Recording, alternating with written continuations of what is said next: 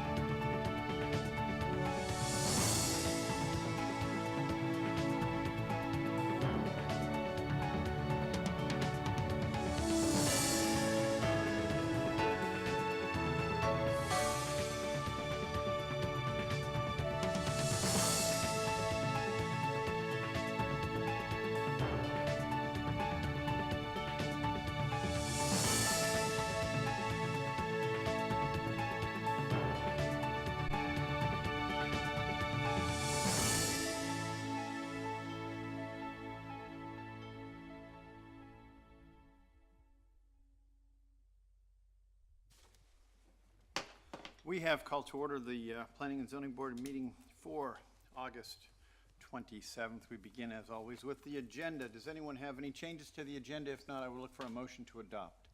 So I'll make a motion to adopt tonight's agenda. Is there a second somewhere? I'll second. Any discussion on that? If not, all those in favor say aye. Aye. Any opposed say no. The motion has passed unanimously. Our agenda has been adopted. We next move to the approval of the meeting minutes for our previous regular meeting, which was July 23rd. We had no work session, so the only set of minutes we will be evaluating now are for that regular meeting. Once again, if someone has any changes or edits to those minutes, I'm all ears. Otherwise, I would be looking for a motion to approve the minutes. So moved. A second, please. I'll second. Any discussion on that? If not, all those in favor of approving the minutes, please say aye. Aye. Any opposed, say no. That is also unanimous. We move to our third item, which is in E, case without a public hearing. It is adopting the rules of order. This is not something we will have presented to us. It is simply a board item. It is going to be treated sort of the same way as the agenda and the minutes. We've all had the rules of order sent to us, and we've had a chance to review them. If anyone has any changes or edits or recommendations regarding the rules of order, please voice them. If not, a motion to adopt the rules of order would be in order. I'll make a motion to adopt the rules of order. Is there a second? Second. Any discussion on that? Anyone want to make any changes to them? All right, would all those in favor of adopting the rules of order please say aye? Aye. Any opposed say no. That is also unanimous. We have adopted the rules of order, which are rules for how we will conduct our business going forward in light of the changes made by the town council to the way the Planning and Zoning Board does its business. One of the key items is that the Planning and Zoning Board no longer has public hearings, so we will dispense with all the information about them. From now on, our cases will be presented by the applicant and by the staff, and then we will determine whether or not each particular application is consistent with the Cary Community Plan. Our first case of the evening is 18 REZ01 Green Level West. Ms. Grannon is here to present it to us. Thank you. Good evening, Board. For your consideration is a request to rezone property located at Green Level West Road and Pine Rail Lane. Subject property is shown here, highlighted in yellow. This is property that's located north of Green Level West Road. It's located to the west of the American Tobacco Trail, and it's located to the east of the Chatham-Wake County property boundary. And this is a request to rezone approximately 79 acres. This shows that the site is impacted by stream buffers according to Cary's most recent GIS maps, and field determination of such features will be required at the time of development plan review. The Parks, Recreation, and Cultural Resources Facilities Master Plan identifies a future greenway trail in the vicinity of the subject property. The property is also close to property which is owned by the town of Cary, but there are no development plans yet for future park sites. The property is identified on the future growth framework map as a suburban neighborhood, but what's more important is that it's identified as a special planning area, the Green Level SPA, or special planning area. So the subject property is highlighted here in yellow. It's also identified as a neighborhood west of Flat Branch, and The Cary Community Plan describes that as being lots of 1/4 to 1 acre in size, predominantly detached residential, pockets of other uses if clustered, maintaining some rural character or hearkening back to some rural character with the area. Cary Community Plan does not really define exactly what that is. Views shielded from the American Tobacco Trail, and a 2.5 gross aggregate density. So those are some of the policies in the Cary Community Plan that when this first went forward to Town Council for a public hearing, staff raised a number of concerns. And so there have been some changes on the part of the applicant from their initial application. The initial zoning requested from the current zoning of residential 40 watershed in Wake County is transitional residential conditional use. With this rezoning request, they've also submitted a concept plan to help define the uses that are proposed. Transitional residential could allow 5,000 square foot detached lots. It could allow townhomes, semi-detached homes. So I'm going to take you through the conditions that the applicant has proposed. First of all, they are proposing to limit the use to detached and semi-detached dwellings, townhomes, neighborhood recreation, and common open space. They're proposing a maximum of 220 dwelling units, which equates to about 2.8 dwelling units per acre. With the townhomes, they're proposing to limit it to 75. The initial proposal before the town council was for 90. They're clustering the groups of townhomes in groups of no more than 10 acres per cluster. And they're proposing to have the townhomes located either to the west of the future Wimberley Road connection or to the east, and then also to the north of that. So within these areas, however the townhomes are grouped, they would not be in clusters of larger than 10 acres. The clusters would be separated either by a collector or higher road, so either a collector road or a thoroughfare, or separated by detached dwellings. So what they're proposing around the townhomes here are single-family detached dwellings with a minimum lot size of 8,000 square feet. They're doing the same thing here on the southern portion of the property, proposing a townhome grouping that would be close to a thoroughfare and then have single-family detached lots. They're also proposing that no townhome be located within 100 feet of the western boundary. Additional conditions are pertaining to the detached dwellings, that the lot area shall not include land in adjacent riparian buffers. So the lot area proposed at either the minimum of 5,000 square feet in the TR or the 8,000 or the 10,000 that they've proposed would all be actual lot size. There would be a maximum of 50 lots smaller than 7,000 square feet. For the lots that are 7,000 square feet or larger, there would be a minimum 5-foot side yard setback. That they would have a rear setback of 15 feet and a 20-foot front yard setback. They've also proposed that the lot area would be based on actual dimensions with no credit for the riparian buffer area. And these are duplicated conditions here. Sorry about that. They've also proposed that within 100 feet of the American Tobacco Trail, the uses shall be limited to common open space and to lots with a minimum size of 10,000 square feet. So the yellow shown here on the map is where they would have 10,000 square foot lots and then open space, in addition to the ordinance requirement, which is for a 50-foot buffer adjacent to the American Tobacco Trail. So the 50-foot buffer is a requirement, and then they've offered some additional open space pockets in there as well, which would help to shield the view. The open space would substantially conform to this exhibit, not limited to it. They could offer additional open space, and they're still going to have to comply with the ordinance requirements for community gathering space, but this is going to show you approximately where those pockets of open space are proposed. They've also offered a condition that the streetscape along Green Level West Road will be an average of 60 feet with a minimum width of 50 feet. So the ordinance would require a 50-foot streetscape on Green Level West but we would also allow averaging unless they've offered a condition that states that that 50 feet would be a minimum. They've proposed common open space and a lot size of 10,000 square feet adjacent to the American Tobacco Trail, and that there be a 40-foot wide Type A buffer adjacent to properties located at 4224 and 4300 Green Level West Road. So there are two residential properties that are immediately adjacent to the subject property, and there was concern expressed by the owners of this property at the initial town council public hearing about being protected and buffered from this development, so they have offered additional buffering there.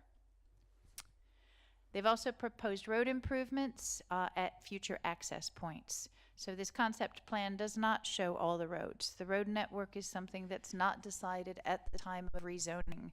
This is conceptual. It's showing you the location of the future Wimberley Road, the approximate location.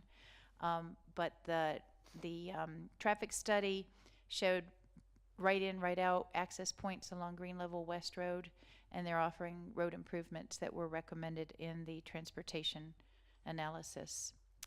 So with our analysis of this proposal, we've looked at the conformance with the Cary Community Plan and the Special Planning Area in Green Level, specifically the live and shape chapters, that this is providing more housing options and choices, and with these additional conditions, it's making appropriate transitions. As to the move chapter, the design infrastructure, it's really hard to say at this stage. There's some concerns about exactly how the roads are going to be designed, but we don't really look at those until we have a development plan, because we don't know exactly how those roads are going to be designed.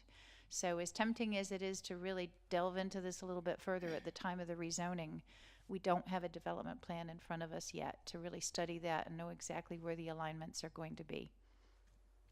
As far as density, there have been a number of questions about density and the gross aggregate density. They're proposing 220. That's going to equate to 2.8 dwelling units per acre. Staff is comfortable with that. We've looked at what's occurred out here in the neighborhoods west of Flat Branch, and for many years we had the Conservation Residential Overlay District, which allowed 1.5 dwelling units per acre. So we saw a lot of these big developments come in with those higher densities. About a year ago, you saw the White Oak PDD that had a couple pockets of 8.89 dwelling units per acre. Well, that was just for very, very small pocket of multifamily, and then a townhome development across the street from that with 3.57 dwelling units per acre. So in the grand scheme of things, that really didn't throw the balance off with the gross aggregate density. There's about 700 acres left that could be developed in the neighborhoods west of Flat Branch. All of those properties could come in with a density of about 3.75, and we'd still be within that gross aggregate density. So density is not really the issue. It's whether or not this use is appropriate, whether or not these smaller lots are really in keeping with the goals of the Cary Community Plan and the special planning area. And then the concern, as I mentioned, about transportation. Some of these things we just really cannot apply to the rezoning, but I want you to be aware of them, and I want you to be aware of the concerns, because the Cary Community Plan does identify a transportation network out here and shows the future Wimberley Road extension, which goes through the site and then runs along the property line as it goes to the north. And then there's also an east-west collector roadway that's part of our future transportation plan. So I want you to be aware of these and be aware of the concerns. Property owners within 800 feet of the subject property were notified. There was a neighborhood meeting back in February, and about 20 residents attended. Their concerns addressed that alignment of Wimberley Road. There was concerns about perimeter buffers, other development occurring in the vicinity. At the town council meeting in May of this year, there were concerns expressed about transitions from this development to adjacent large lot subdivisions that were existing. The density question came up. The Wimberley Road extension was discussed again. And then staff has had calls from adjacent property owners and developers, mainly about the Wimberley Road extension and compliance with the comprehensive transportation plan and the road alignments. We have heard from a homeowner who is impacted by this development. I showed you earlier where that increased buffer area was proposed. This is the property at 4224 Green Level West Road. This is not part of the subject property, nor is the property adjacent to it at 4300 Green Level West Road. But this shows you that the Wimberley Road extension is proposed to go right through this subject property. So we've had conversations and will continue to have conversations with this property owner. The town's exploring options, different ways that we can help address the citizens' needs and concerns. What the plan does not show, the concept plan, is the conceptual road alignment stops right here and doesn't show the road continuing all the way to the north. And it doesn't identify this east-west collector. So that is a concern that staff has expressed, that the plan is truly conceptual, but we want to point that out. The applicant also has provided a cross-section to help illustrate the topography in the area, showing the location of the American Tobacco Trail and how it's about 14 feet below grade. And so even with that 50-foot buffer that they're providing, and then the additional open space they're providing, there's going to be some natural topography that helps to shield the views from the American Tobacco Trail because of the existing vegetation. Again, just to give you a picture, here's where the American Tobacco Trail is located, this swath through here. They have to provide, by ordinance, a 50-foot buffer, and then they're providing some additional common open space along the trail and in other pockets through the development. So just to let you see, you know, what's happening. And this is zoomed in a little bit closer too, just so that you can see how they've got the townhomes, semi-detached or detached dwellings in the darker orange color. The lighter orange is the 8,000 square foot minimum lots, and then 10,000 square foot minimum lots closely situated to the American Tobacco Trail. So staff's finding is that this request is consistent with the Imagine Cary Community Plan. It supports the policies of the Live and Shape chapter with the maximum density of 2.8 dwelling units per acre and limiting the number of townhomes to 75, clustering the townhomes, providing some increased buffers. It's consistent with the Green Level Special Planning Area. It's not to say that it meets all the policies. I mentioned rural character. They haven't done anything to offer anything pertaining to that. Our ordinance does not really define exactly what that is. So that, you know, on balance, we looked more at the impacts of doing a development like this, having to put roads in, having to do road improvements, changing dynamic in this area. So looking at the transitions, looking at the reduced density, we felt that this met enough of those policies for us to be able to make this finding. At this time, I'd like to call upon the applicant to describe their justification for the request, and then I'll be available, as will the applicant, for your questions. Thank you.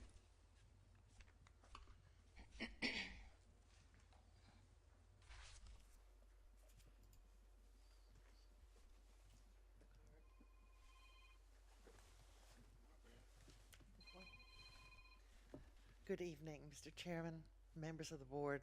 My name is Barbara Todd. I'm a landscape architect and land planner, and I am working with Jay Galise representing the applicant in this case. The first thing I want to do is thank Deborah Grennan and the planning staff, especially Mary Bierman and Kevin Hales, for their patience and help in moving this project forward. The staff report states in several places that the applicant has not provided assurances that rural character would influence the site design. At this point, the developer is being required to provide right-of-way and buffers for 2 4-lane median divided roadway improvements. I want to point out to you that the intersection of 2 4-lane major thoroughfares does not really create a rural setting. In addition to that, the guidelines in the special planning area don't include, as Deborah said, any definition of what rural character is. And they don't provide any standards for which a site design could be judged as meeting a rural criteria. What we have done, however, if you will take a look at the concept plan, is to leave 3 acres of common open space at the northern entrance into this development from Green Level West Road. And we've increased the buffering along Green Level West Road to an average of 60 feet with a minimum of 50 feet. We feel that this open space at the very frontage of the property is going to effectively shield the development from view and preserve the rural aspect that now exists along Green Level West Road. In terms of preserving ample open space, this development is going to provide significant open space. The common open space shown on the concept plan is 6.25 acres. All the additional buffers, including the 50-foot Type A buffer along the American Tobacco Trail, add another 5.9 acres. So now we're talking, we're up to 15% of the property.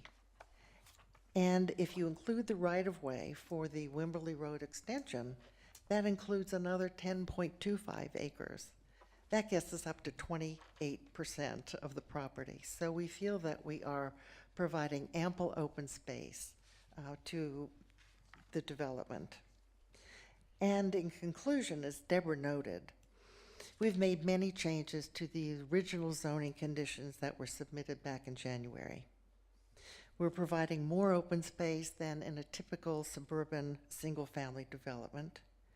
Excluding the regulatory buffers, we're providing 6.25 acres of common open space, which includes the common open space along the frontage of Green Level West Road. The buffers are an additional 10 acres. We're shielding development from view from Green Level West Road and from the American Tobacco Trail. We're sensitive to the wish of everybody in Cary that we protect the American Tobacco Trail, and we believe that we've done that with this additional common open space. We're going to limit the number of townhouses. We're going to make road improvements as required by the town of Cary and NCDOT. And we've provided that concept plan, which binds us to development patterns and open space locations. We believe that we meet the intent of the special planning area, and we ask for your approval. Thank you very much. Thank you. All right, we'll open this up now. If anyone has any questions of either the staff or the applicant, Sharon, I'm going to start on your side. I'm not even really sure where to start here.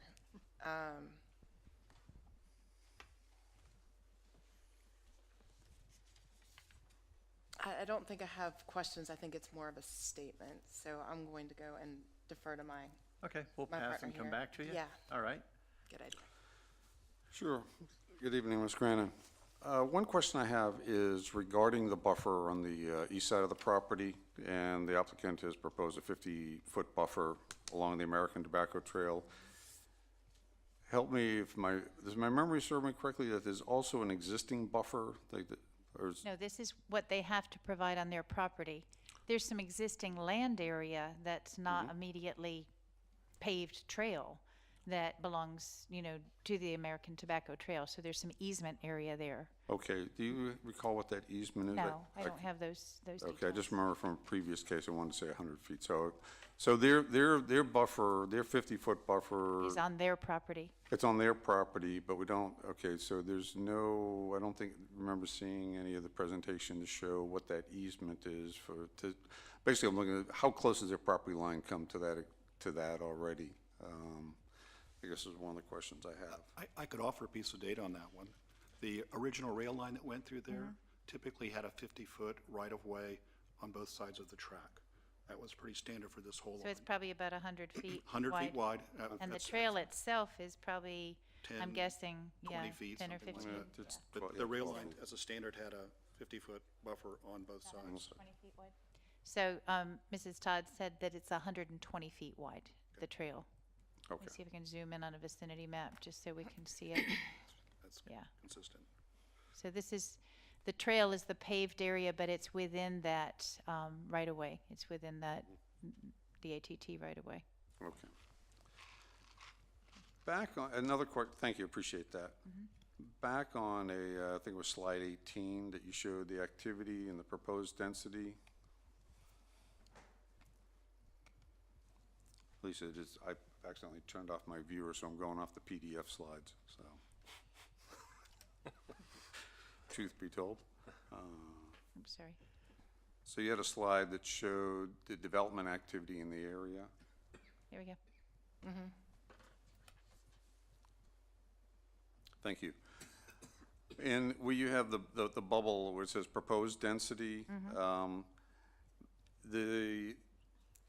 the property to the north of the applicant's property where they're proposing 2.8, the 3.0, is that also? That's proposed as well. That's proposed, all right, so that Yeah, hasn't that's come. a separate rezoning case Yep, that has had a public hearing, but it has not been presented to you yet. thank you. That's all my questions. Just a question on Wimberley Road.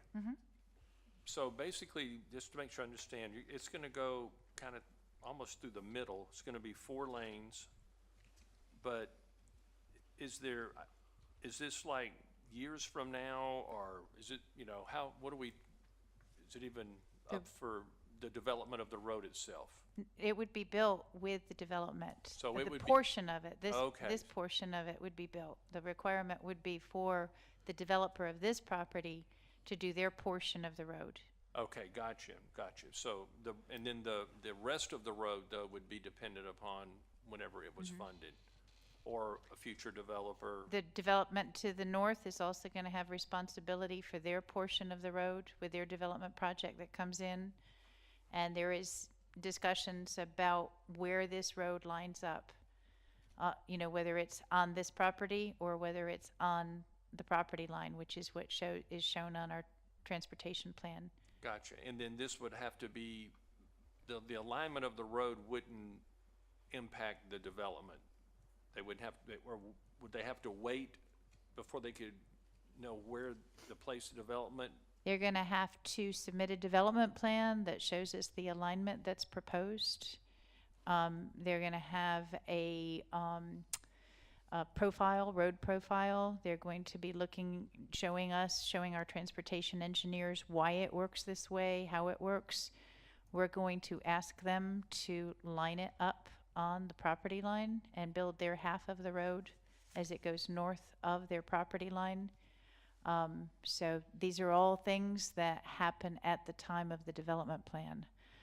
There's a number of people who would like to have answers now about exactly where that road's going to go, when it's going to get built, and we just can't get into that because we don't know yet. We have to study the proposed plans at the time of the development plan.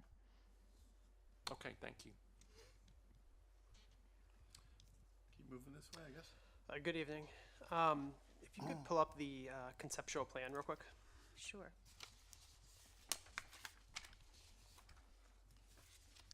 Zoom in on this one. It's a little Sure, bit that's easier good. to see.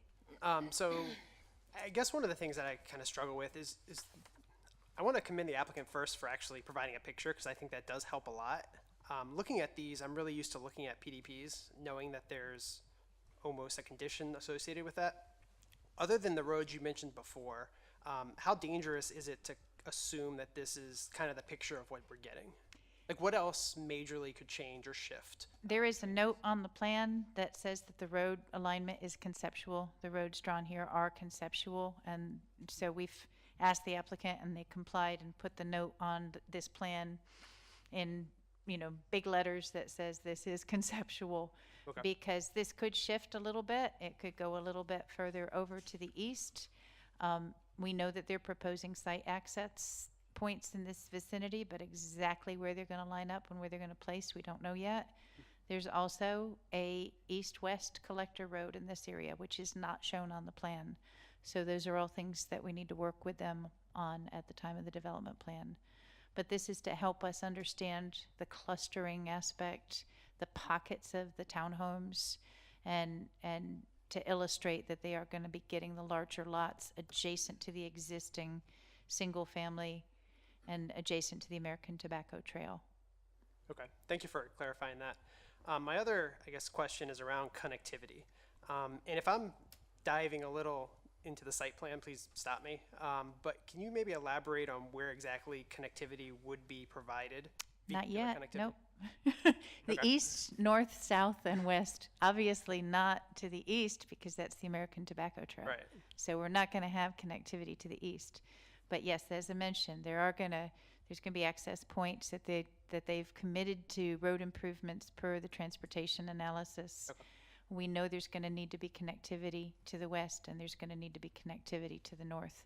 But exactly where is going to come in at the time of the development plan. Okay.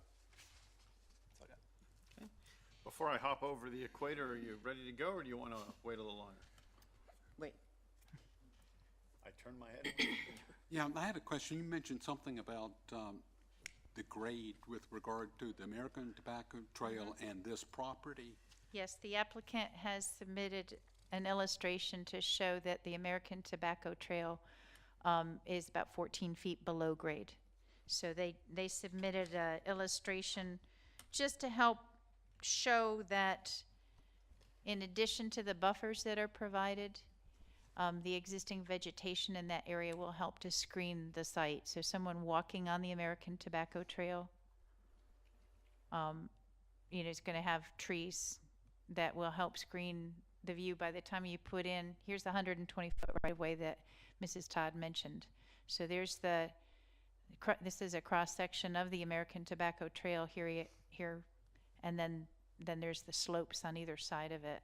So it drops down for about 14 feet. Is that the entire length of that east boundary? I do not know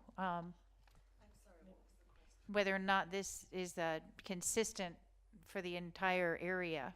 No, sir, it's not. Come on up, so we've got you on record. Don't mind. It varies, but for a lot of the length of the American Tobacco Trail, it is in effect depressed below the property line. There is one section where it's almost at grade, but for almost all of the rest of it, it's depressed. Some of you may have walked the trail in that area, and you know what I'm talking about, the fact that it's much below grade. Yeah, I've ridden it many times, so, yeah. Okay, anything else? I just had a question about that Wimberley Road where it cuts through the property owner, or potentially through the property owner that is already an existing dwelling.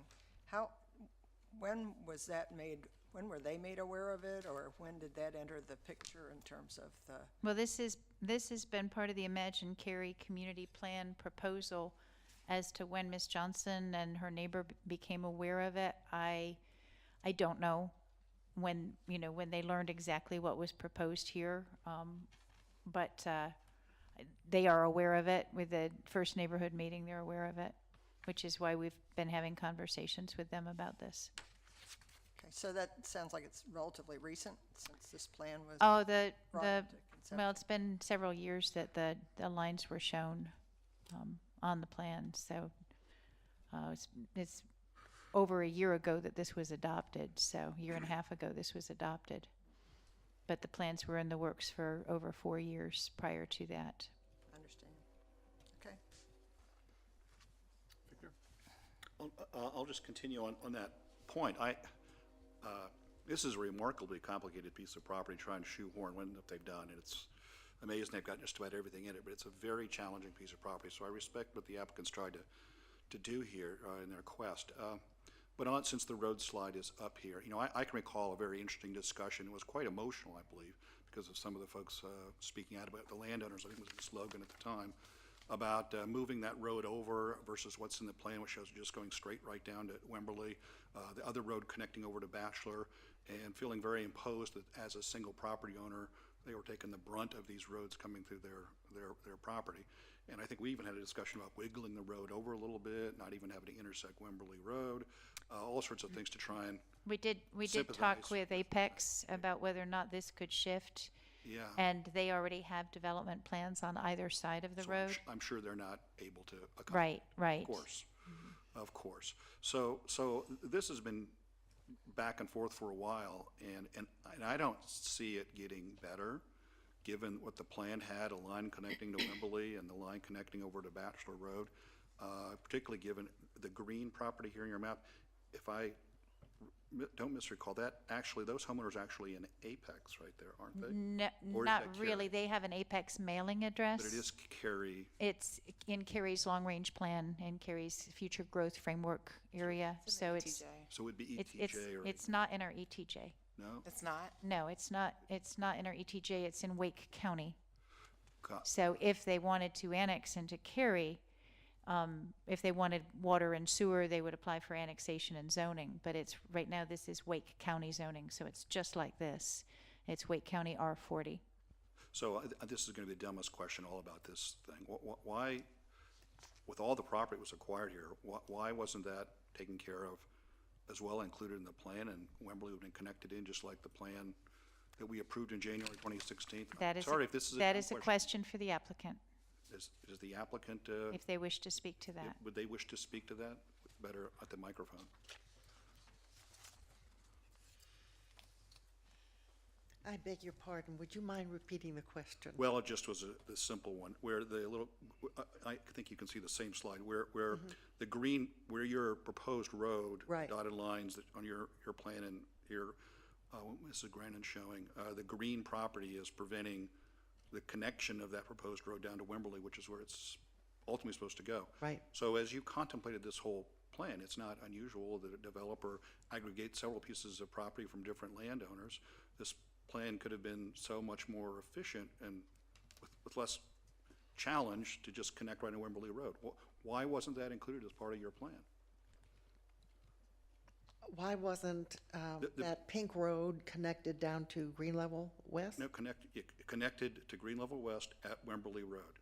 It's just so close, but it doesn't go all the way down. That's because we don't own that property. I understand.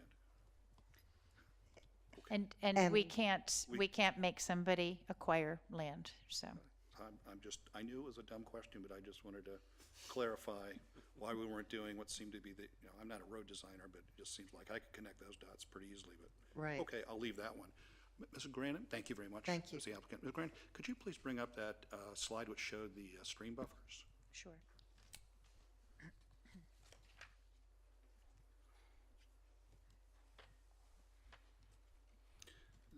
Great.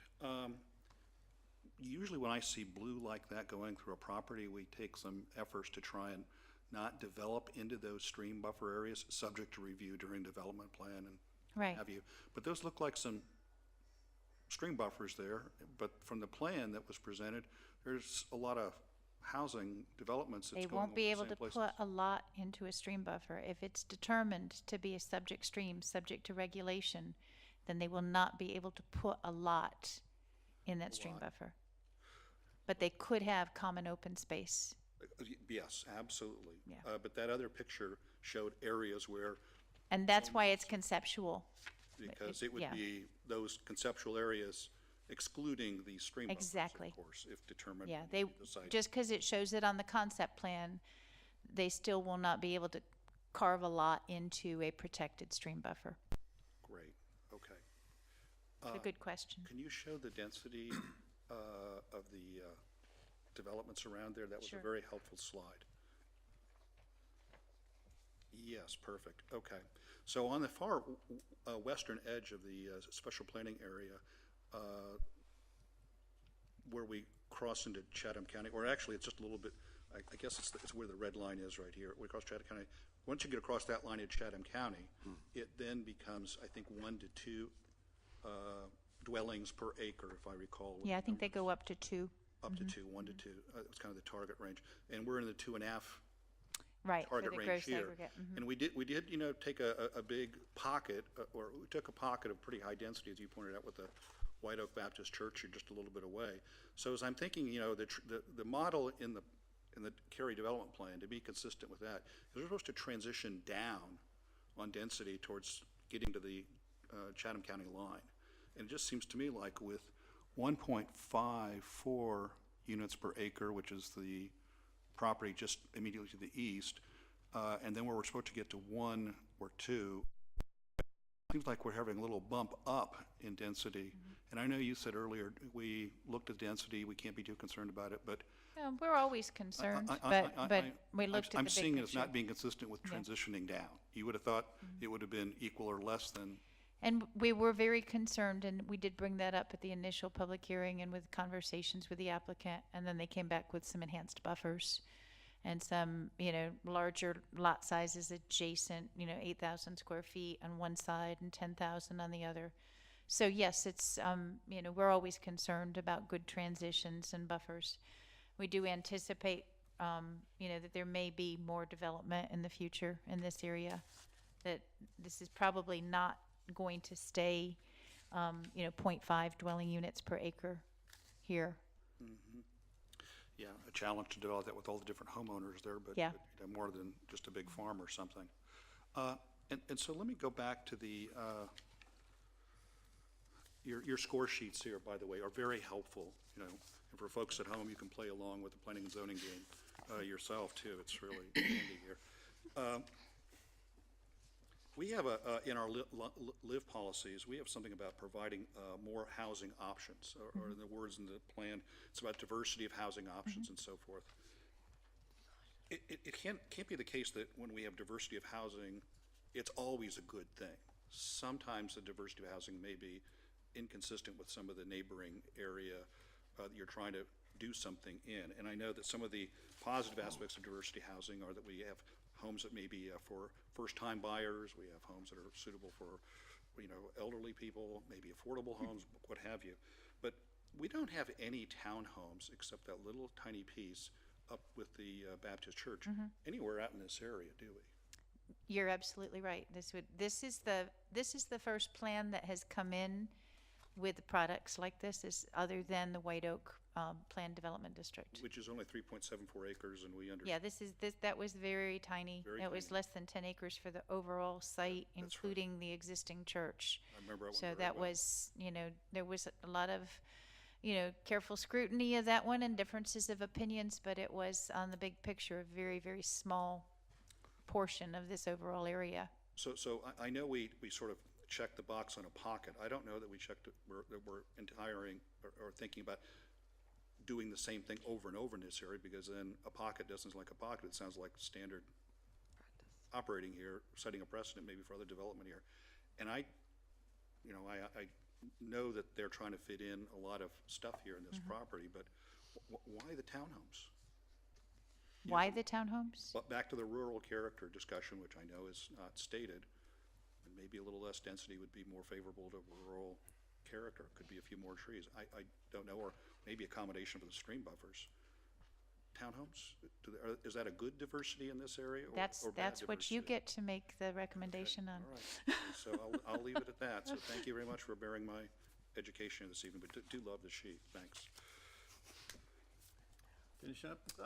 A quick one, and I hate to go back to Wimberley. If we don't approve this rezoning tonight, the plan to put Wimberley straight through there eventually is already in the works. Is that correct? When you say the plan to put, To extend Wimberley? this is on our comprehensive transportation plan. This is on our Imagine Cary. So, no, there's no road design right now for this to be built right here. Okay, so it will go strictly with this rezoning. Only on their property. Okay. And then at the time of development plan, we're going to look at the road going north, because our plan shows it straddling the property line between the subject property and between the Kathleen Batchelor property. So that's going to be something that we have to discuss with the applicants at the time of the development plan, We do not have a plan right now at this time, other than the future plan showing that this is where the road will line up and connect. But the town nor a developer owns Mrs. Johnson's property or her neighbor's property. So she's got this conceptual line drawn right through the middle of her property. And we don't have an answer yet for how that's going to get built and connected. Who's going to acquire the land and who's going to build it yet. That's something that we don't have decided. Thank you. Now we're back. To me, huh? Pardon me. As I expected, many of my peers on the board here have asked a lot of the questions that I would have asked myself far more eloquently. I have a couple general questions. First of all, it was in question, rural feel. That's a countryside away from town. What's being described here doesn't seem like that to me, and I was wondering what is considered special here in the special planning area. I mean, isn't it supposed to be something that blows our mind away here? Once again, I want to defer to the board for you all to look at this and make your conclusion. And it's okay if you don't agree with staff. It's fine if you don't agree with staff. So I just want you to know that you have the opportunity as professionals and board members to find differently if you don't agree with me or with the staff. I understand that. Okay. I was just curious, in your opinion, as the staff person that represented this applicant, what, in your opinion, did you see that was special about that? And again, we've prepared a report for you. We've made a finding. We've said it's not perfect. There's things about it that we wish that they had done more. But we found that the challenges with the road improvements and the zoning conditions that they offered was enough for us to give the finding of it being consistent. Is it 100% consistent? No, it's not. I don't know who can answer this or not, but who decides where the roads are going to go, if it's going to go through a citizen's property or not? That's part of the council adopted Imagine Cary community plan. So that's through workshops, it's through meetings, it's through discussions. It's always something that's a challenge when it goes through an individual property like that. But yes, that's adopted by the council when the plan is adopted. Okay. And that's why we try to have it follow property lines whenever possible. Okay, and then just a final question. Again, this might be a silly one, but there's been several comments about some of the cases out in this area about overdevelopment being made by one side of the road's apex. The other side is Cary, and I'm curious, have we had any conversations with Apex about the overdevelopment in the special planning area and how it applies? They don't have a special planning area. Well, no, right. They probably call it something else, but in the consideration of that area being developed or overdeveloped, who at the town of Cary is speaking to Apex? We have frequent conversations with their planners about road improvements and joint efforts, and our water treatment plant is on Apex property on Wimberley Road. So it addresses current concerns about overdevelopment as well. Well, you're saying overdevelopment. Or any development. How's that? Yeah, I mean that's I don't want to agree with the statement that we're trying to make sure that we're addressing the road concerns and that we're addressing our utility service needs as well, because with the adoption of the Imagine Cary community plan, we've always looked at density as being our guiding tool to help us determine the capacity for water and sewer services and for roads. And the Cary community plan increased the density option out here. So it's not overdevelopment according to the Cary community plan, but it seems to be coming very rapidly. We're seeing a lot of it. So it's been planned for, but maybe not exactly the way you're seeing it coming in. So this might not meet the vision that you had with the Cary community plan, but the densities and the number of units is consistent. I'm done. Any other questions for our staff or for the applicant? Does someone have a motion they would like to put forward? I'll make a motion. By all means. So we get discussion going. I move that the board find case 18 REZ01 is not consistent with the comprehensive plan and all applicable plans for the reasons set forth in the staff report, presentation, discussion, and by the Planning and Zoning Board. Is there a second? I would second that. All right. Start us off, Dan. This is an interesting case. I appreciate the staff's work and the staff, no plan is ever going to be perfect when it comes before us, but it's, for lack of a better term, good enough to get, to run up the flagpole, if you want to use that term. But, and the applicant's done an incredible amount of work to try to make this fit all the boxes. They've tried to get a mix of uses out there. There's a lot of common air, open space, a lot of challenges on that space, a lot of topography, et cetera. And I appreciate that. I really appreciate the 50-foot buffer along the American Tobacco Trail. But there's one thing, and there's one thing that trumps all of that, and that's the green level special planning area. And I know that there's some language in the report about it's unclear, et cetera, and I think there is, in absence of that clarity, there is. It's 2.5 units per acre. And other applicants have come before this board, and we've held them to that 2.5, and they've complied. We've seen with one exception, where there was a conditional use for affordable housing as defined by income, true affordable housing. That was those 2 units, those 2 lots, one for multifamily, one for townhomes. That was the exception. Everybody else, as we see in that map, has come in under that 2.5 acres at 2 units per acre, 1.8, whatever the numbers are. And I think that's the bar that we should be sticking to, is the 2.5. Because the challenge that we have if we don't do that, and I appreciate, the concept that it could be, as we look at it on average, on aggregate, what it allows is almost like a free rider. Whoever comes in last, if everybody else came in under 2.5, then I get to pick up everything else.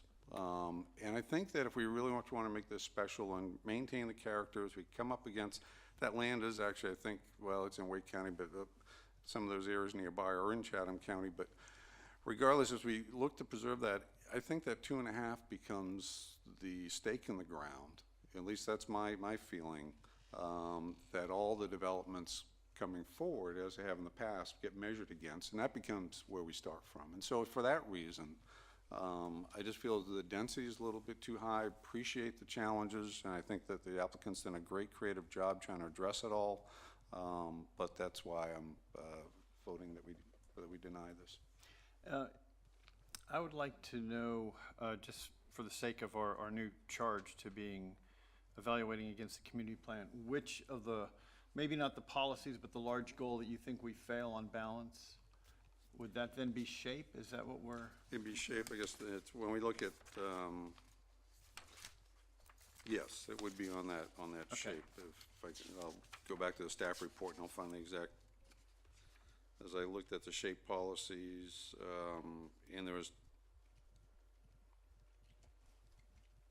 or maybe it's the historic, I don't have the plan in front of me, but we have this historic the preservation master plan goals. It was goal 2, which was preserve, protect, maintain the historic character, and I guess I see it as partially by that density.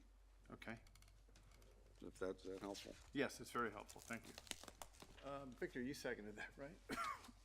It's a very good question you asked, and I really want to follow on what you just said there. I took advantage of the score sheet here and was very helpful to walk through where I agreed and disagreed and where I found some issues that were someplace separate else. And there's several of them, but since maybe it's, I promise I won't say much in the next 2 cases.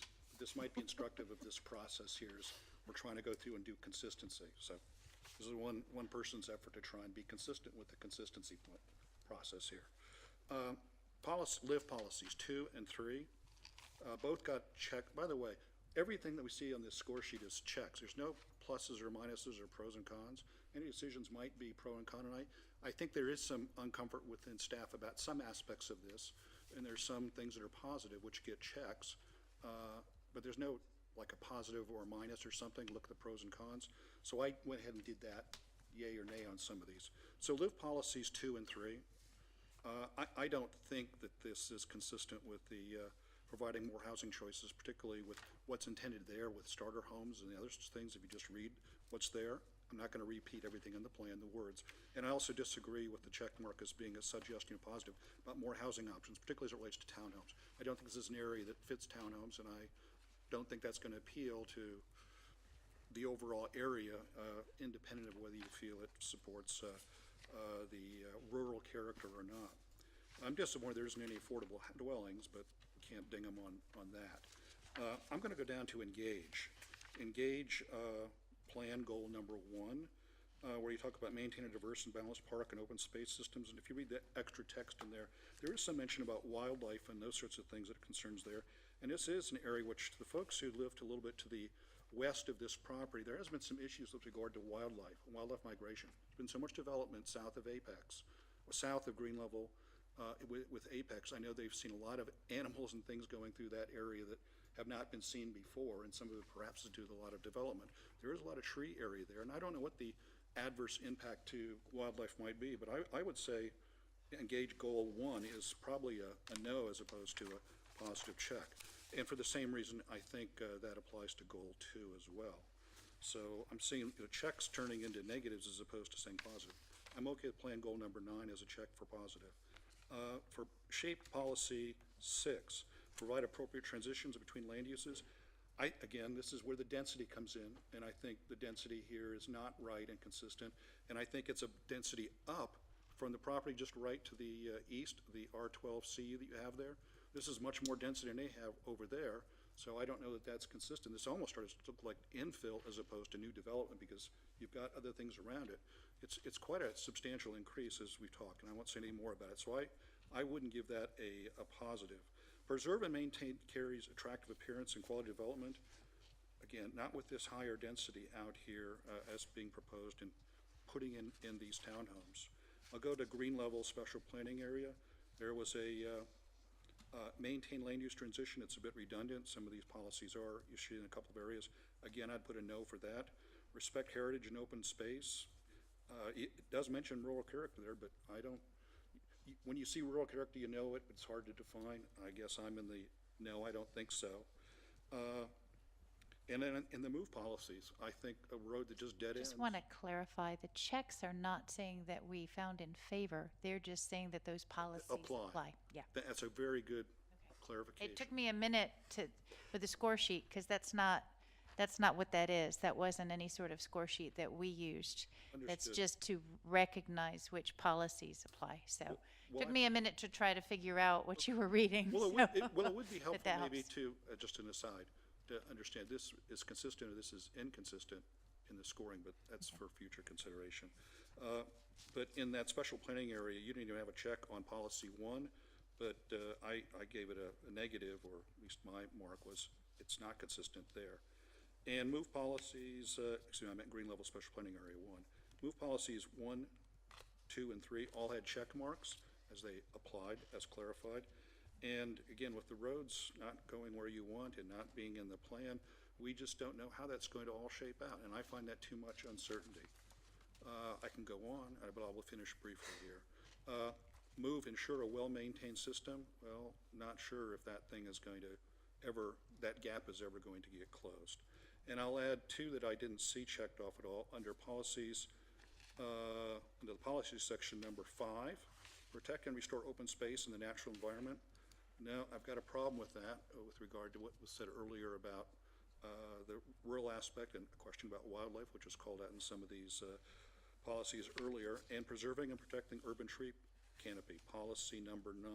I know that when the neighborhood meeting there was a discussion about will this property be clear cut, such as it's clear cut in Apex and those properties developments just south. I don't know if that would go well, but there's no comments about it, but it's certainly a question to me, so it causes me some hesitation. So when I go through that, I was thinking positively of 4 of the check marks that staff put on here.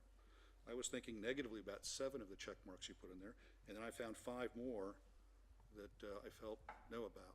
So when I add that up, when I do pros and cons as opposed to just checks, I'm being simplistic. I've got 12 no's versus 4 yeses on the checks, and that's more negative than positive, so I'm not supportive. But you may not want to go through all of that in detail like that yourself. every meeting, but there is a way to think through this, because if you just read the policies and trying to look at consistency, there's 12 inconsistencies, in my view. Reasonable people can disagree. I will say, your determinations notwithstanding, the structure is what I've had in mind for how we would do things going forward, is to actually do what you did. Point out the particular policies that you found most relevant or most applicable, and whether or not they support it or not support it. So yeah, I think that you hit it right on as far as the way we're gonna do it structurally. I promise I won't do that for the nasty cases. Anyone else have some discussion you would like to add to this? Well, I'd like to just play off of Dan's original comments about why he is voting against it, because I think that's the whole issue, and Victor also mentioned too, but honing in on that green level special planning area policy segment, because I think that is what, in this area, being that still undeveloped for the most part, but becoming very rapidly developed, is an area that it's scary to Sherry certainly, and maybe a lot of other people when they see all this happening at one time. But just to specifically call out some of those policies, I think Victor mentioned earlier the fact that this is getting close to the Chatham line and that there's a much less density at that point. So the question is, does that, under policy 3, or I'm sorry, yeah, I think it's 2 that says that we're going to get gradually more open as we go from east to west, and that doesn't seem to be happening here as a part of this development plan, even conceptually. And then also allowing either rural or suburban designs for local roads. Well, again, we've got a big road that's going to be cutting right through somebody's property on the way to getting people in and out of this development. So those things to me are somewhat inconsistent and just do not play with what is a special use area.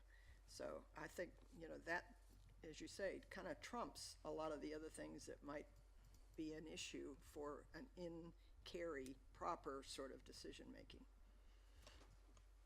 Very well. Anyone else on this side? Nope. On this side, any other comments? I'll start with Brian and go that way. Sure. Yeah, I'll Sure. go ahead and pipe in. I think this is a great example about how you balance policies that are, in my opinion, in open conflict with each other. On the one side, you have providing additional housing types. On the other side, you have things like maintaining land use transition, having a rural feel. I don't see how you can ever have townhomes in a rural feel. I just don't, in my mind, those are two conflicting ideas. So in a way, it's kind of hard to take a step back and really think through what is best for this one particular location. So for me, it really comes down to, I guess, the overall fit. And the policy in particular that I'm going to source is the Green Level Special Planning Area Policy 1, which is maintaining the land use transition. Because I think that really, for me, is the deal breaker. Looking at the map that staff provided, it is very obvious that things are kind of tampering off as you're heading towards that Chatham line. And here we have a pretty dense development with an urban feel, having townhomes there.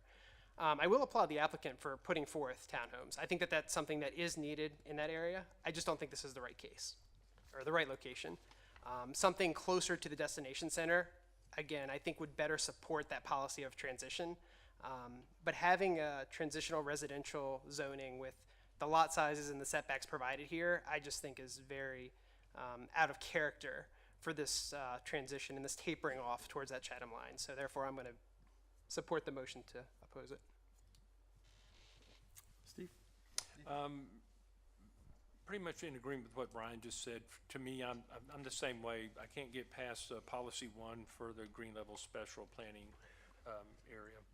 That, to me, and I'm hoping as time goes forward, we can get a little bit more definition around what a rural character really is versus our, we all would probably have a different opinion on what the definition of rural character is. So that might be something that would be helpful going forward, that, if someone said there's 700 acres left out here.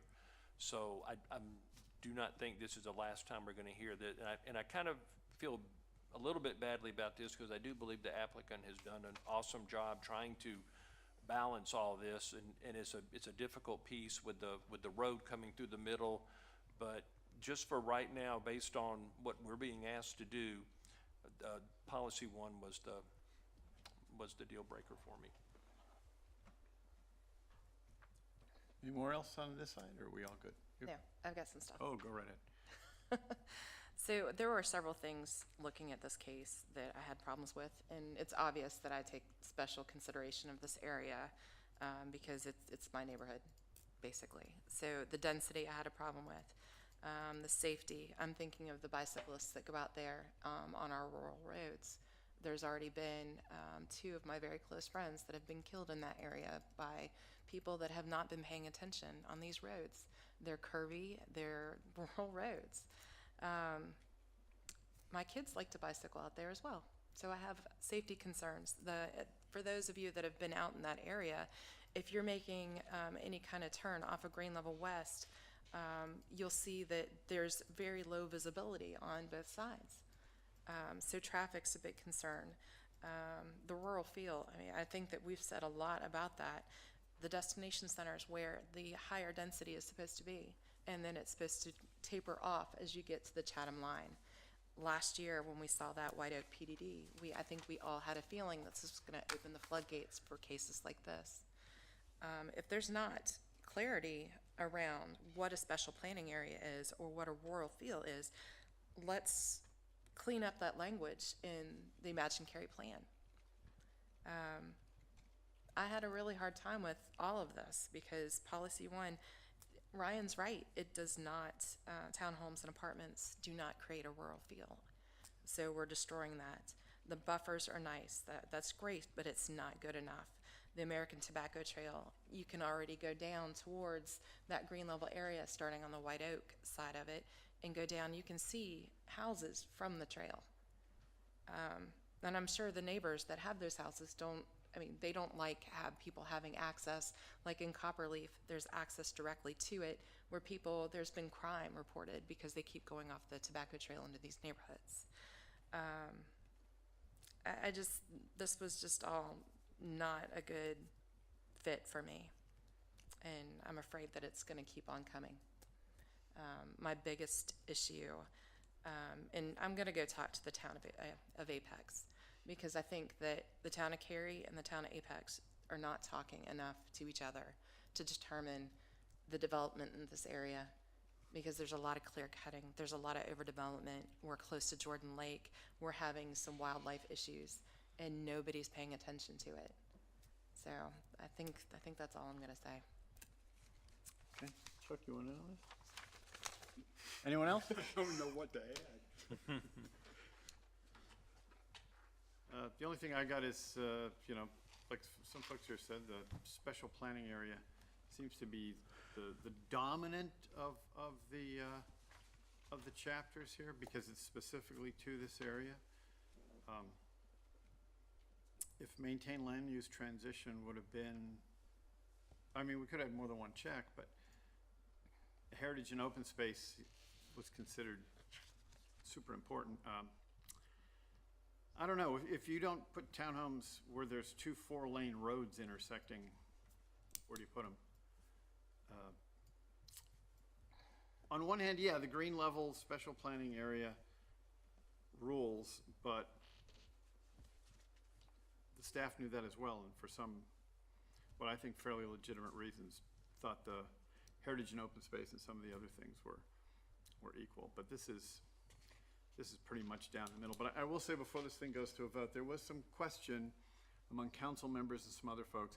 If we adopt this new system where we just simply determine whether something is consistent, the question was, well, how does that differ from the town or from this town staff and their recommendation? The very first case we get under the new rules shows how it's different, because it looks here like everyone here has got a completely different interpretation of consistency than our staff had. That may not be the case once the vote is done, but I just think that this was pretty smartly put together, because there's clearly room for both sets of eyes to be on this. Does anyone else have anything they want to say before we start the vote? The motion is to deny. Oh, here I am using the old terminology already. Careful. The motion is to find it is not consistent with the comprehensive plan. So if you're voting aye, you are voting that it is not consistent. So would all those who find this to be not consistent, please raise your hand and say aye. Aye. Anybody voting no? Then it is unanimous, and we find this case to be not consistent. Thank you very much. We move now to our second case, which is 18 REZ 05. Hello, Ms. Dry. Hello. Good evening, Board. For your consideration is a request to rezone 20.74 acres on Carpenter Fire Station Road. The site's highlighted here in yellow. It has access to Carpenter Fire Station Road to the north and Indian Wells Road to the south, and it's just west of NC Highway 55. The site is also just south of Cross Point Church and the Northwest Cary YMCA. It's also directly adjacent to the future neighborhood park on Carpenter Fire Station Road. The existing zoning is residential 40, and the applicant has proposed to rezone to transitional residential conditional use. With the zoning conditions, the applicants are proposing to limit the use to townhomes and neighborhood recreation, to set a maximum density of 5 dwelling units per acre, and to increase the community gathering space to 12,000 square feet. The minimum required for a site of this size is 5,000 square feet. Staff has conducted an analysis of the site using the policies of the Imagine Cary Community Plan. Some of the policies that were found to be applicable come from the Live chapter, which encourages a variety of housing options close to employers, and the Shape chapter, which contains the Future Growth Framework map. So this is the Future Growth Framework map. The site is designated as a mixed neighborhood, which is all of this area that you can see here in pink. The mixed neighborhood is described as generally encompassing neighborhoods and housing in the northwestern part of Cary. The development within the mixed neighborhood is generally within 2 miles of Research Triangle Park. So to zoom out a little bit to give you some perspective of this map shows the Research Triangle Park, located here in blue. You can see Morrisville's jurisdiction over here to the east, and the mixed neighborhood is all of this area in pink.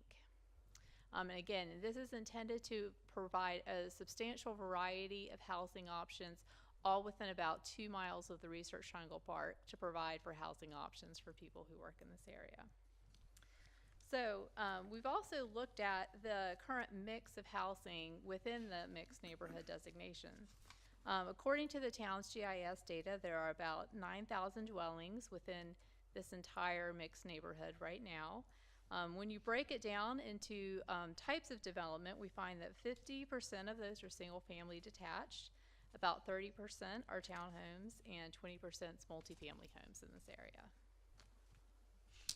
The Live chapter addresses provisions for housing options for newly emerging neighborhoods.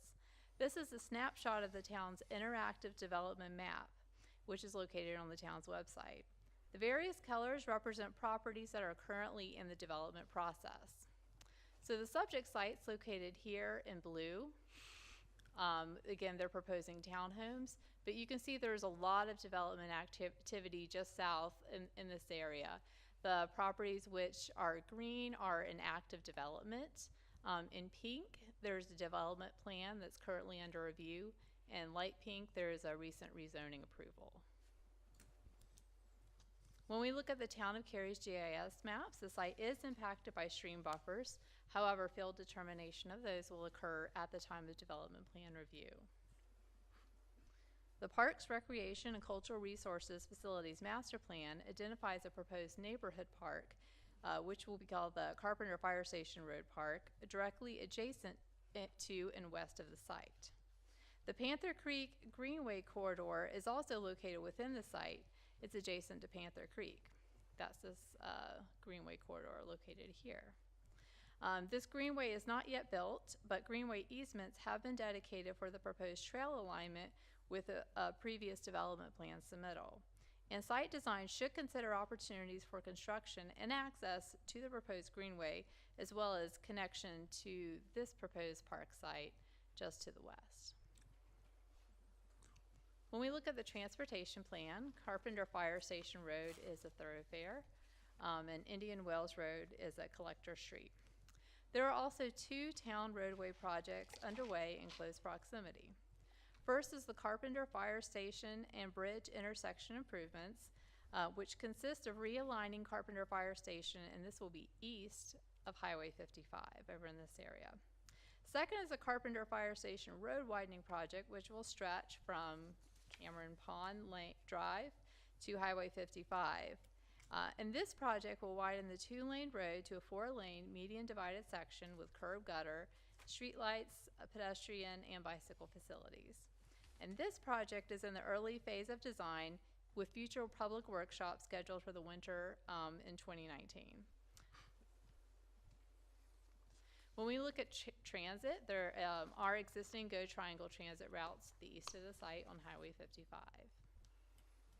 The neighborhood meeting for the rezoning was held on March 7th. There were 17 nearby residents who attended. There were some questions and concerns regarding mostly questions about the development activity from the church and the YMCA to the north of the site. There were also questions about the status of the park on Carpenter Fire Station Road, as well as road improvements. There were also some questions about the stream buffers on the site and buffers between this site and adjacent uses. When the case went to a town council, the town council for a public hearing in June, there were no citizens who spoke. The town council did not have any questions or comments and forwarded the case to the Planning and Zoning Board. Staff finds the case to be consistent with the Imagine Cary Community Plan. Staff finds that the case is supported by policies from the Live, Work, and Shape chapters, and the proposal for townhouses with a density of 5 dwelling units per acre is consistent with the Future Growth Framework map and the designation of mixed neighborhood, which calls for a substantial variety of housing types within the area. This concludes staff's presentation. The applicant's here to share comments. Following that, we'll be available for questions. Thank you.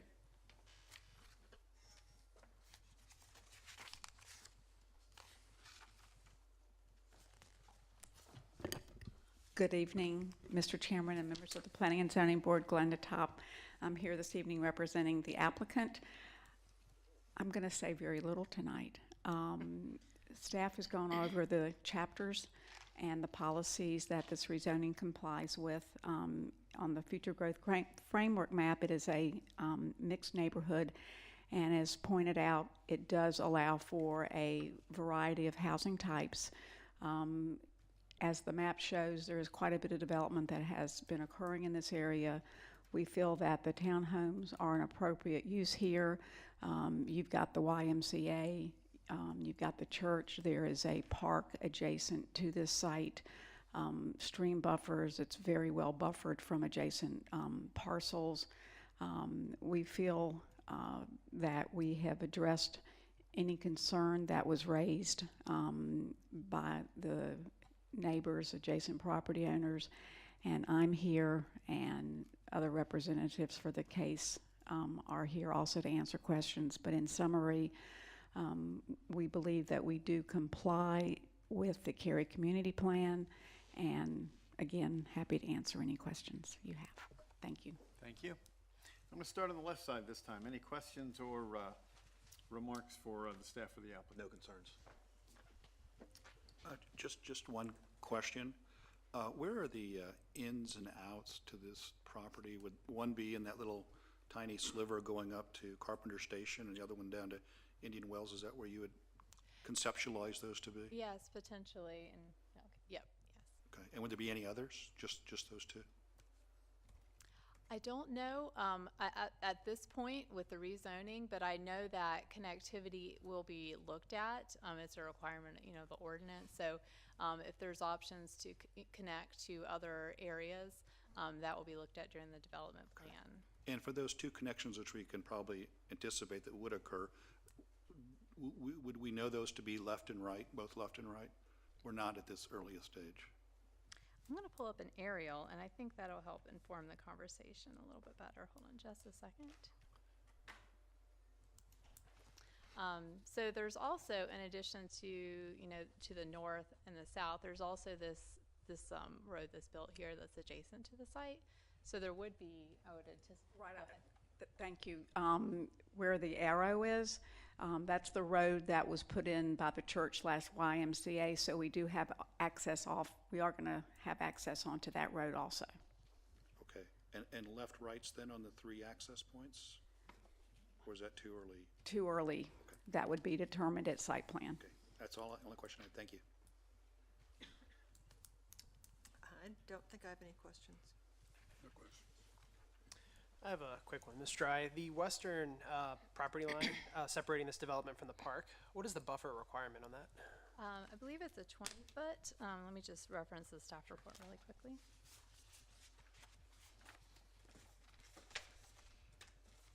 20-foot type B would be adjacent to the future park. And that's due to it being land use?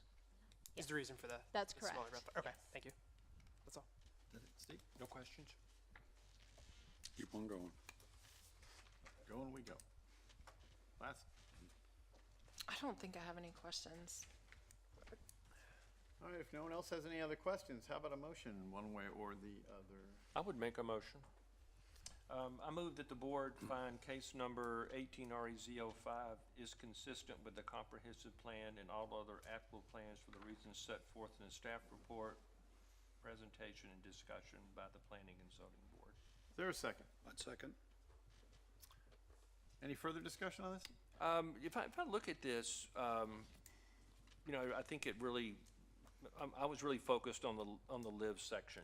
I mean, to me, this fits the area. You've got the park, you've got the Y, the Greenway. So, you know, this is a very well-balanced area. It is also, if you look at all the additional development that's coming, that's going to be single-family home, I think there's a place for this.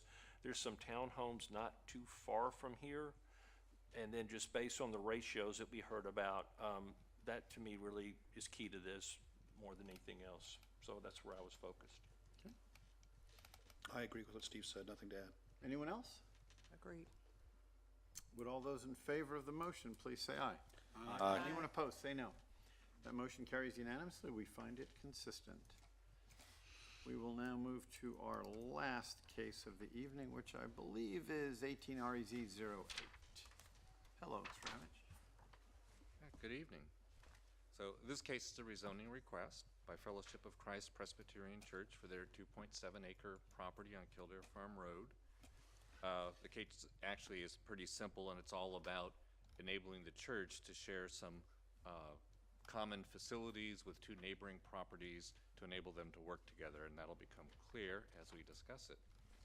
So the site is on the west side of Kildare Farm Road, adjacent to Highway US 164. It's home to Fellowship of Christ Church, and there's also Fellowship Preschool that operates in the facility.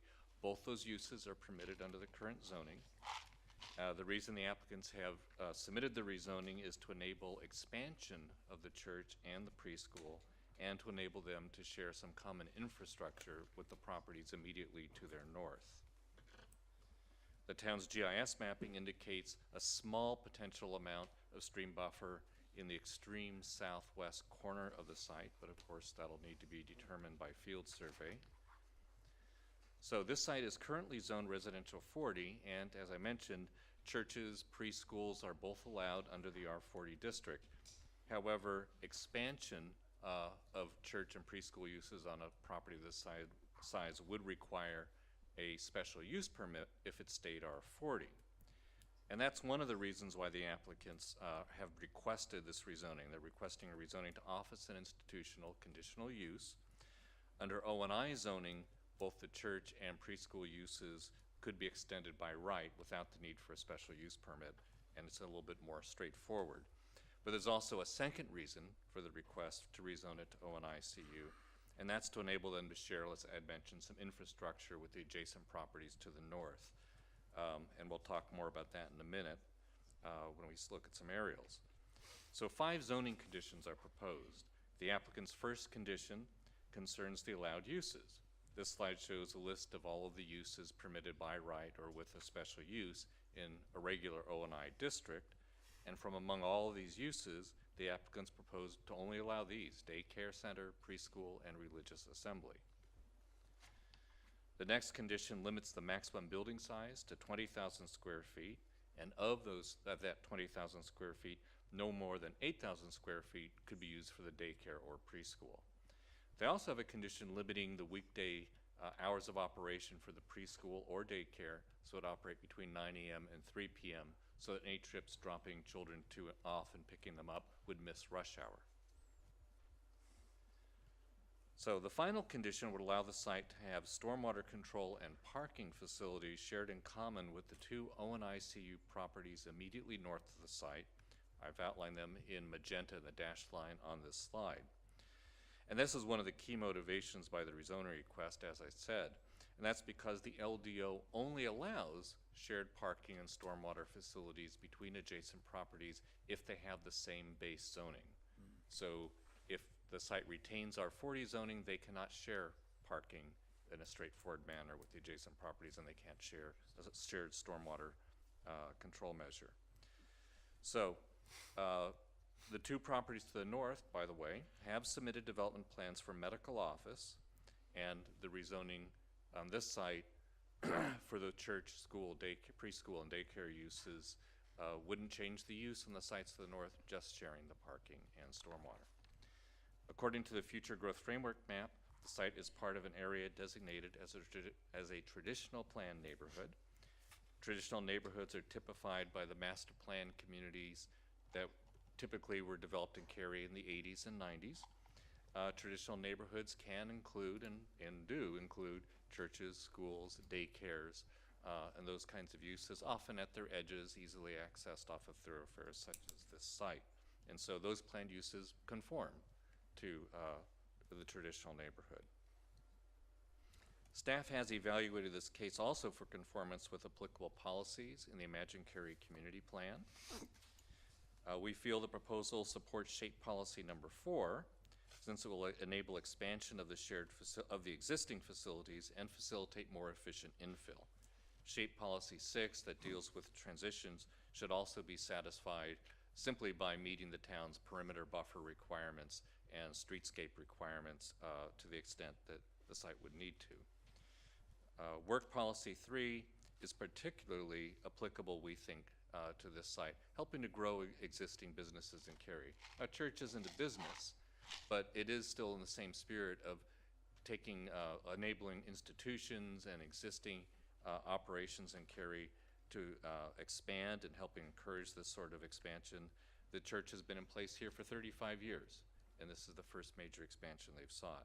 It also allows expansion of employment. As the church grows in size, we then think growing a business in terms of the number of employees they can have on site is important. Policy number 1 is about growing a sustainable workforce. As the town adds new daycare and preschool options, it can only help attract new families to Cary and young workers in the workforce. There are no new parks or greenways recommended within, adjacent, or really anywhere near the site. The community plan's move chapter designates Kildare Farm Road as a 5-lane thoroughfare. Curb and gutter are already in place adjacent to the site. However, at this point, there is no sidewalk along their frontage. In terms of transit, the site is well served. It's served by Go Cary Route 5, which includes also express service during peak rush hour. When the neighborhood meeting was held on May 2nd, 4 people attended, and really no issues were raised. There were more just questions about what was intended for the site. We did receive phone calls back around that time from 2 homeowners in McGregor Downs who also simply had questions about the meeting they had missed and what was being proposed for the site. One expressed concerns about stormwater runoff, but not from the church site. Instead, that homeowner's concerns were about the property immediately to the north. No citizens spoke at the council public hearing on June 28th, and there were no questions or comments from the town council. And accordingly, there's also been no changes to the request since that hearing. So staff feels the rezoning request is consistent with the Cary Community Plan because the case supports 4 policies from the work and shape chapters as noted, and because we think the use conforms to the traditional neighborhood development category on the future growth framework. And this concludes our presentation. The applicant's representative is here to offer comments before you begin your deliberation.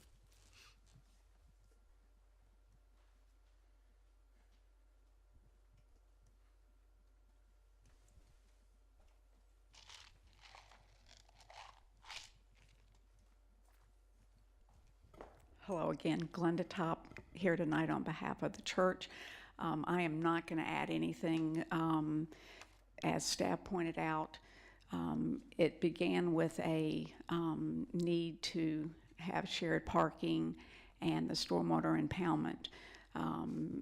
As staff said, the church has been there for many, many years. They have no desire to move. They want to stay there. So as part of this proposal, they decided to go ahead and make this an opportunity for expansion in the future. Again, the basic uses are not changing on the property. There were some questions, like staff pointed out, about stormwater adjacent to the property. Those conditions that were applicable to that case will still be applicable. And I'm here to answer any questions that you might have. And again, I'll close with saying it is in compliance with the Cary Community Plan and its policies. Thank you. Thank you. We'll start on the right-hand side again, and if anyone has any questions of our staff or our applicant. Any questions? Dan? I don't have any questions. I just have one small question, just more for knowledge. If the church decided later that they wanted to change the daycare to be, 8 to 6 or whatever, would they have to come back to the council, or are they locked in now? They would be locked in. So the zoning condition says hours of operations 9 a.m. to 3 p.m. If they, in 5 years from now, if they decided they'd really like to start at 8 a.m., they would have to come in for a rezoning request and change that condition. Okay, thanks. That was the only question I had. It seemed almost unduly restrictive. But I had no further questions. Yeah, I was thinking the same thing.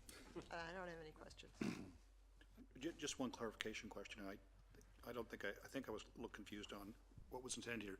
So the OICU zone property to the north of the subject property for rezoning, it's the intent of the church to expand into that area with regard to by making the current property resources, parking, whatever, shareable with that part in the north, or are they looking to have is there some third party that would go into that area and then be able to tap into their things? I'm just trying to understand, is it church expansion to the north, or is it someone else who comes into in the north and takes and shares their resources? Right. So the property lines could stay exactly where they are. Yeah. What they would have to demonstrate to the town, you can, and we do have this happen, where you have a shared parking agreement. We in fact had a meeting with the church just a few weeks ago. We looked at the site plan for the proposed medical office building to the north, and they had, I'm going off of memory, something like 100 parking spaces on the site, a fair number of parking spaces on the site.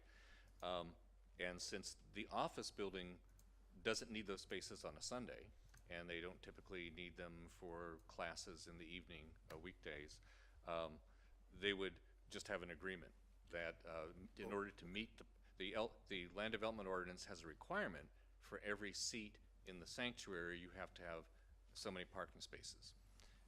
They can't meet that on site if they expand their current sanctuary from 7,000 square feet to a 20,000 foot building. They need more parking. So they would use part of the office building parking next door. They would show staff we have a shared parking agreement. This is where our parking's coming from.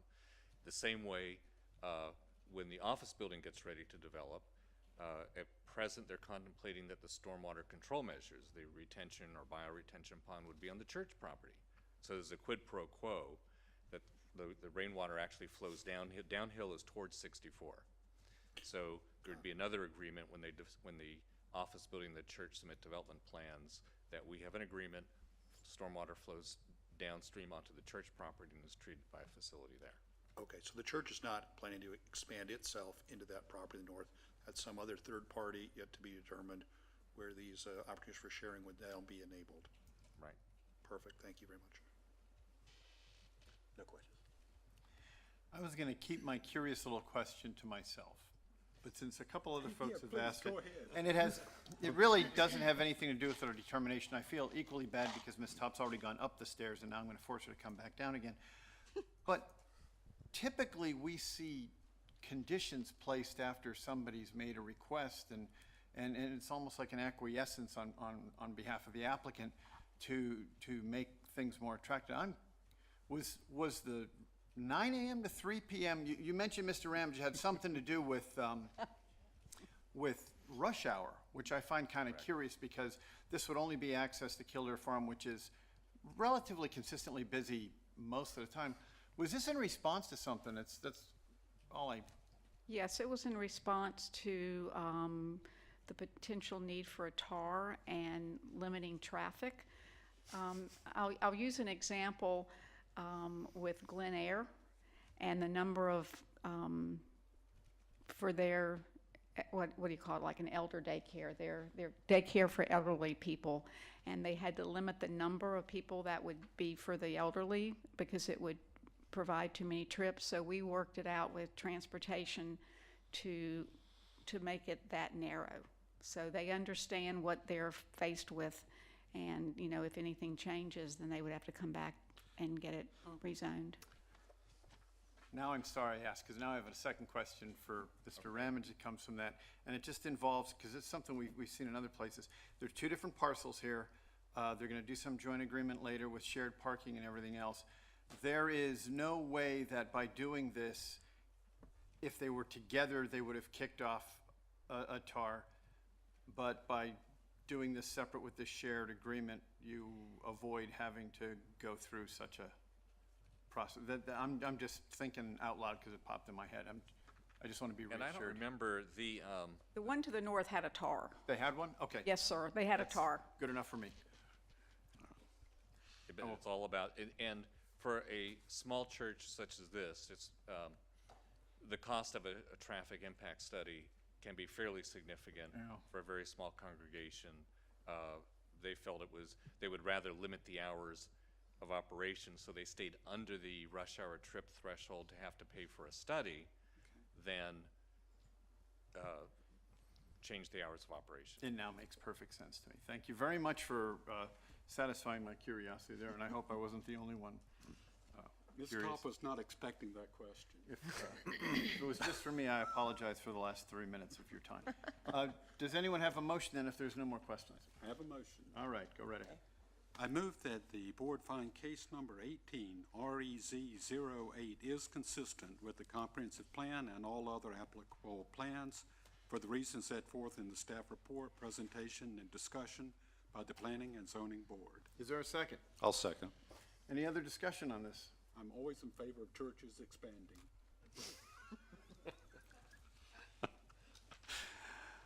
I think it's a great synergy, and yes, there's nothing more to be said about that. Anything else from anyone else? Then I will ask for a vote. All those in favor, please say aye.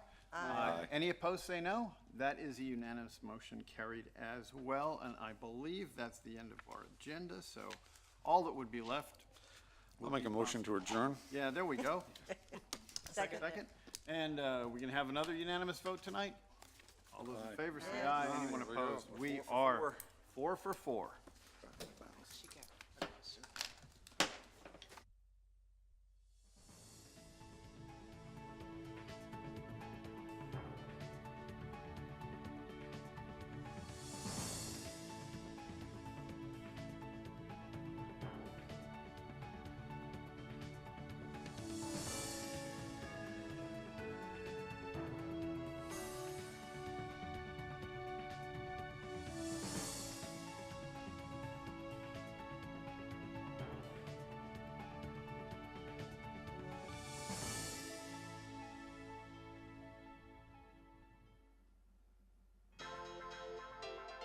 This has been a production of Cary TV.